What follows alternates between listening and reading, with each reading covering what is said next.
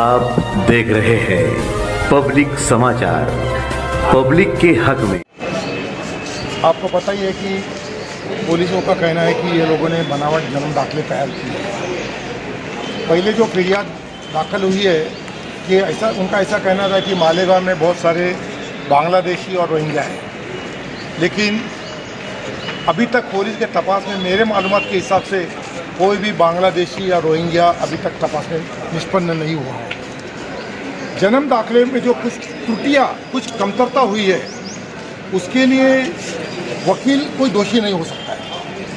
हमने कोर्ट के सामने बहस जो की उस टाइम कोर्ट को बताया कि पक्षकार जो भी आता है वो जो मालूमात वकील को देता है वो बेस पे वकील अर्जी ड्राफ्ट करता है, उस मुताबिक काम होता है।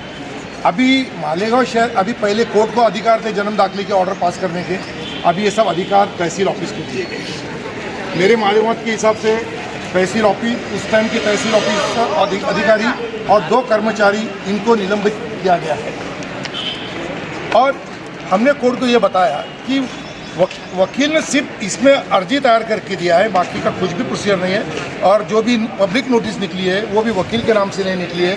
जो एफिडेविट बनाया गया है वो भी वकील के नाम से वो भी एफिडेविट पे कुछ वकील ने कहीं भी दस्तखत नहीं किया, या ओढ़त बोल के भी वकील ने दस्तखत नहीं की है, और इसलिए वकील का कोई दोष नहीं। और पुलिस का खाली एक ही ग्राउंड पे पुलिस कस्टडी मांग रहे थे कि भाई जो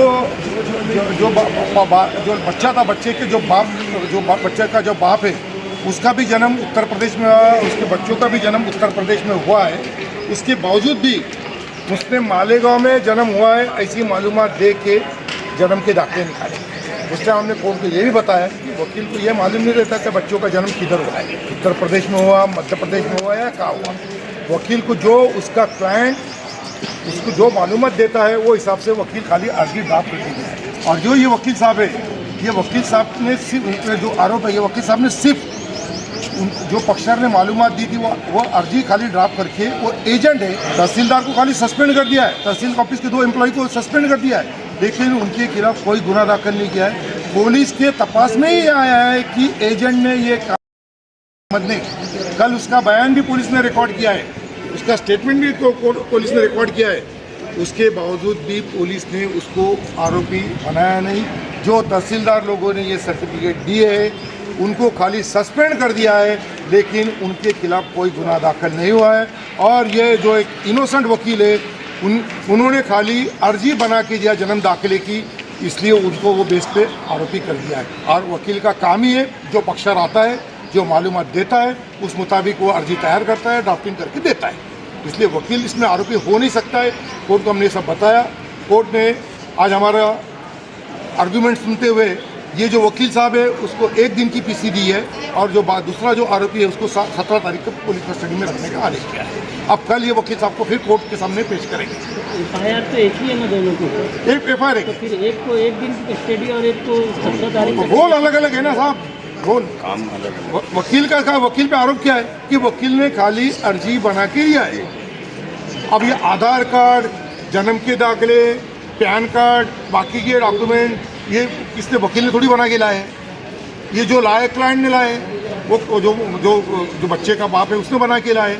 बच्चों का जन्म हुआ है उत्तर प्रदेश में, वो बोलता मालेगांव में है, तो वकील को थोड़ी मालूम कि उत्तर प्रदेश में जन्म हुआ है या मालेगांव में। उसने बोला मालेगांव में जन्म हुआ है, उस मुताबिक उसने अर्जी बना के दिया कि ये बच्चों का जन्म मालेगांव में हुआ है, इसकी नोंद नगर पालिका में नहीं हुई, इसलिए और नगर पालिका पावती दी थी कि हमारे बर्थ रजिस्टर है, जन्म का रजिस्टर है, उसमें इनकी नोंद नहीं है। वो बेस पे वकील ने खाली अर्जी बना के दे दिया। वो अर्जी लेके एजेंट गया, एजेंट ने तहसील ऑफिस में सबमिट किया। तो तहसील ऑफिस में तो ये पेपर दिया होगा, तहसील को ये लगा नहीं दिया कि ये पेपर गलत है, उसमें अब ये तहसील का काम है ना, ये सब वेरीफाई करना, स्क्रूटिनी करना। खाली भाई यही तो होता रहा आपको कि तहसीलदार को खाली सस्पेंड कर दिया है। ये तो तहसीलदार ने बारीकाई से कोई स्क्रूटिनी नहीं की कागज पत्थर की, इसलिए उस बुनियाद पे उसको खाली सस्पेंड किया, लेकिन उसको आरोपी करना चाहिए था। 3 लोगों को सस्पेंड किया तहसील ऑफिस के, तहसीलदार और 2 एम्प्लॉई है वहाँ के। आज सिर्फ वकील की तरफ से आप वकील नहीं, दोनों तरफ से मैंने दोनों, वो दूसरी तरफ से मैंने बहस किया आज, दोनों तरफ से। साबिर अली उसका नाम है। ओके।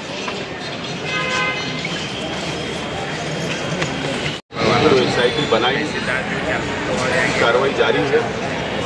और अब तक 6 आरोपी इसमें FIR हो चुकी है, अरेस्ट हो चुके हैं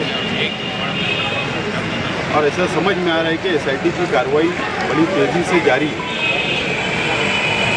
और जिस हिसाब से नोटिस तकसीम शहर में हो रही है, कैंप पुलिस स्टेशन SIT के नाम से बुलाया जा रहा है इंक्वायरी करने के लिए, पेपर की इंक्वायरी करने के लिए, और छावनी पुलिस स्टेशन के अंदर भी बुलवाया जा रहा है और कारपोरेशन ऑफिस के अंदर भी बुलवाया जा रहा है। और जिस तेज़ी से कार्रवाई जारी है, अंदाज़ ये होता है कि आइंदा दिनों के अंदर ये तेज़ी से और इंक्वायरी तेज़ से चलेगी। बहरहाल कल कुछ तंजीमों ने, हिंदुत्ववादी तंजीमों ने SIT के मेंबर सेक्रेटरी अनिकेत भारती साहब को एक लेटर दिया, मेमोरेंडम दिया और ATS को इस इंक्वायरी में शामिल किया जाए, इस तरीके की जो डिमांड की। अब जाहिर सी बात है, हुकूमत उनकी है, उन्हीं की पार्टियों की हुकूमत है महाराष्ट्र में। जिस तरीके से SIT 24 घंटे में बन गई, ऐसा हमको शक है कि ATS भी इसमें इन्वॉल्व हो सकती है। इसके लिए हम लोग बहुत सतर्क है, बहुत संजीदा है और इसके लिए माइनॉरिटी डिफेंस कमेटी की शनिचर के रोज़ दोपहर 2 बजे प्रेस कॉन्फ्रेंस है और बाकी की बातें आइंदा का हमारा लाएअमल, जो हम मुंबई गए थे वहाँ की पूरी तफसील प्रेस के ज़रिए आवाम के सामने हम लोग रखने की पूरी कोशिश करेंगे शनिचर।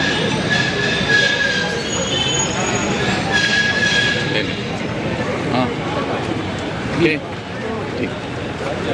मामला जिस हिसाब से नोटिस बढ़ रही है, तो मामला संगीन हो गया है और मैं जिन लोगों को भी नोटिस दी जा रही है, उन लोगों से हम लोग पहले भी बोले हैं कि राष्ट्रवादी भवन पर सुबह 11 बजे से 6 बजे तक कानूनी रहनुमाई की जा रही है।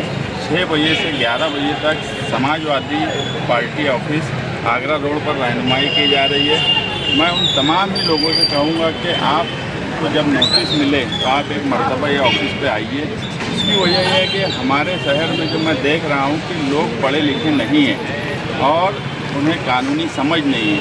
डॉक्यूमेंट कौन से लेके जाना, क्या बताना, ये उनको समझ में नहीं आ रहा है, इसलिए वहाँ भी उनको तकलीफ़ हो रही है। तो हम उनकी रहनुमाई कर रहे हैं, क्योंकि बोलने में लोग डर और खौफ में मुब्तला है। बोलने में कुछ ऐसी बातें बोल दे रहे हैं कि वो कानूनी गिरफ्त में आने जैसी बातें आ रही है। इसलिए नोटिस जिनको भी मिल रही है वो ये ऑफिस पर आकर वहाँ ज़रूर बताएं और समझ लें। मामला ऐसा है कि मुसलसल छावनी पुलिस स्टेशन में जो FIR हुई है उसमें मुजरिम कंटिन्यू बनाया जा रहा है। अभी भी हमारी मालूमात है कि आज शब बारात होने के बावजूद अभी भी कई लोगों को छावनी पुलिस स्टेशन में सुबह से रोक के रखा गया है। पुलिस डिपार्टमेंट कहीं पे कोई शब बारात त्यौहार इसका कोई लिहाज नहीं रख रहा है। नहीं तो हमेशा ये हुआ है कि अगर कोई मामला चल रहा है तो कोई त्यौहार है, कुछ है, तो कहीं ना कहीं उस वक्त कोई सहूलत दी जाती थी। मगर ऐसा देखा गया कि इन 2 दिनों में सख्ती ज़्यादा बढ़ा दी गई है, इंक्वायरी ज़्यादा तेज़ी से शुरू कर दी गई है। आने वाला वक्त रमज़ान का है। मैं पुलिस डिपार्टमेंट से भी कहूँगा कि इंसानी बुनियाद पर, क्योंकि SIT की रिपोर्ट 6 महीने तक चलने वाली है, 6 महीने तक इंक्वायरी चलने वाली है।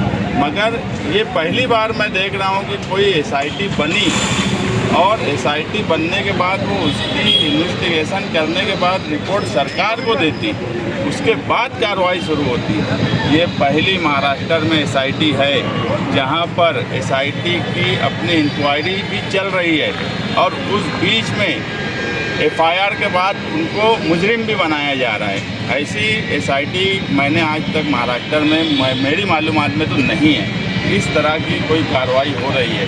मगर बड़े अफसोस के साथ कहना पड़ रहा है कि मालेगांव जैसे शहर को बिला वजह टारगेट करके आज गरीब लोग को इतना ज़्यादा परेशान किया जा रहा है कि हम बम्बई में क्या करने वाले हैं। अभी आसिफ भाई बताए कल की प्रेस कॉन्फ्रेंस में, शनिचर की प्रेस कॉन्फ्रेंस में, क्योंकि अब ये लड़ाई जो है, मैं कल भी बोला, ये 12 नवंबर से ज़्यादा बड़ी लड़ाई है।